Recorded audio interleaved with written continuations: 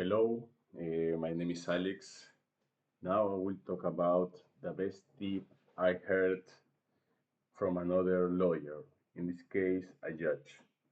The most effective tip I ever received, both for surviving law school and for building a successful career afterward, was this. I heard this from the lawyer Peter Palomino. Your arguments must be structured and need to be based on the law. This addresses a fundamental problem because legal writing is complex and hard to understand, and also often gets ignored about the language. No matter how brilliant the idea is, it needs to be cleared.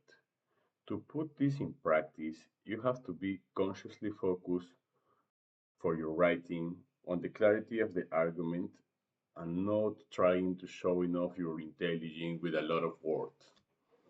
This means that complex cases need to be broken down into simple logical steps and key evidence based on the law uh, for have a good essay or writing. Furthermore, before submitted any document to your client, your professor, to another lawyer, it's essential for it to be reviewed by a non-expert, non-lawyer, maybe somebody in your family, to ensure its clarity. People who isn't a lawyer need to read the document and understand what you're trying to share. The ultimate goal for your central argument need to be understood in the first minute of reading. This tip works exceptionally well because it forces a shift in perspective. Instead of thinking what I want to say, you need to think what does the reader need to understand. This also make will improve your document, making the argument the start of the show and not the words that you put in the body of the essay.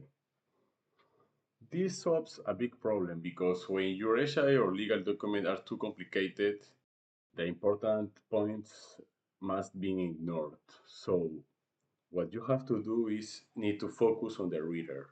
This means your main argument should be stated clearly at the very beginning. Complicated ideas have to broken down into simple steps. It is also a good idea for your work to be read by a friend, like I say, maybe your mom, maybe your assistant, maybe your sister, and ensure it is clearly. The goal for your key message needs to be understood quickly. Remember,